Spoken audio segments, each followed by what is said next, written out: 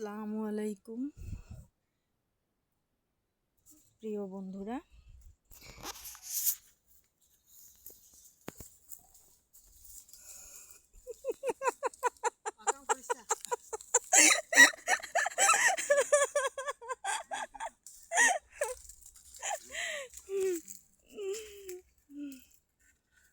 দারুচিনি গাছ, এই সেই নারকেল গাছ, এই নারকেল গাছটা ওরে বাপরে, এই নারকেল গাছে আমরা কি প্রায় 8-10টা নারকেল খাইছি।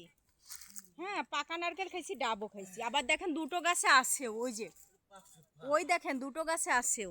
আল্লাহ শোনেন, আল্লাহ কি পারে সেটাই আল্লাহ দেখায়। এই গাছটা যে শোনেন, এই গাছটা যে বেঁচে আছে আর এই গাছে ফুল ফল আসে, আলহামদুলিল্লাহ।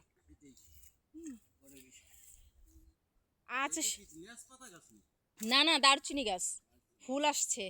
প্রতি বছর চারা হয়, কিন্তু আমি ঘাস কাটা লোকদের জন্য চারা রাখতে পারি না, ঘাসের সাথে চারা উধাও হয়ে যায়। এই গাছের বড়ইগুলো না খুব টেস্টি, মানে হালকা টক, হালকা মানে মিষ্টি আছে কিন্তু হালকা টক। তো সবাই খুব পছন্দ করে। তো গাছটা অনেক বড় ছিল, কয়েকবার কেটে দেওয়া হয়েছে, পুকুরের ভিতরে পাতা পড়ে, তারপরে গাছের থেকে ডাল ভেঙে কাটা পড়ে।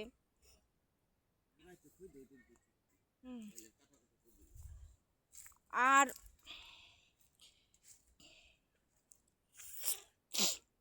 আজকে দেখলেন পৌষ মাস শুরু, মাত্র 3 দিন, ঠিক আছে, প্রথম সপ্তাহ চলছে, শীতকালের হ্যাঁ, শীতকালের শুরু। তো আজকে 4 দিন, হ্যাঁ সরি, আজকে 4 দিন। তো শীতকালের শুরুতে দেখেন অবস্থা।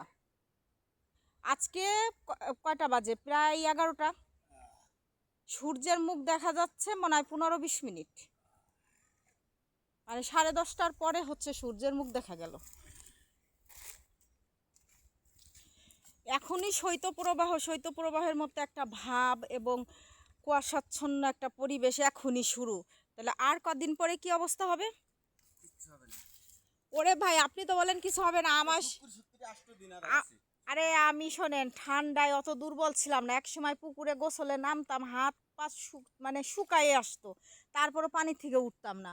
আর এখন কি অবস্থা! তারপরে আপনার হলো কি বলে যে ইসে করোনার টিকা নিয়ে নাকি অনেকের সমস্যা হয়েছে, কিন্তু আমি করোনার টিকা নেওয়ার পর আলহামদুলিল্লাহ আমারও হয় নাই।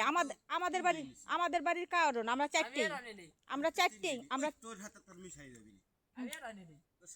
আমরা করোনার টিকা না সবাই 4টাই নিছে, আমাদের পুরো ফ্যামিলির। কিন্তু অনেকে শুনছি যে সমস্যা হয়েছে, আলহামদুলিল্লাহ আমাদের হয় নাই। আলহামদুলিল্লাহ আমাদের করোনার টিকা নিয়ে সমস্যা হয় নাই। আর হচ্ছে, আর আমি কি করতাম জানেন?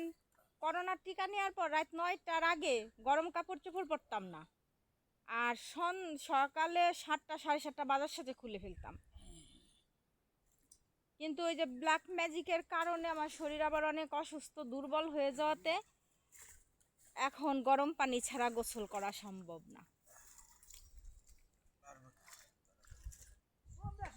তবে ভাই, ঠান্ডা পানিতে গোসল করার যে একটা শান্তি, ঠান্ডা পানিতে গোসল করার যে শান্তি, এই শান্তিটা ভাই গরম পানিতে হয় না।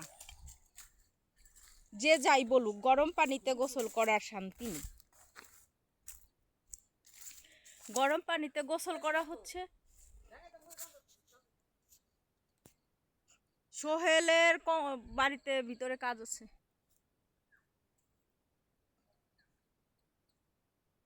এই যে সূর্যের আলো দেখা যাচ্ছে, হ্যাঁ সূর্যের আলো কিছুটা দেখা যাচ্ছে।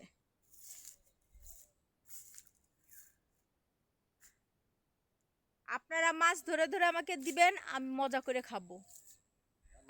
পারবেন না মানে? সেদিনও আমাকে দিয়ে জাল টানাইছেন। আমার লাইফে সর্বশ্রেষ্ঠ জাল টানা হলো সেই এই 2 দিন আগে। সর্বশ্রেষ্ঠ জাল টানা, আমি ওইভাবে জাল টানি নেই।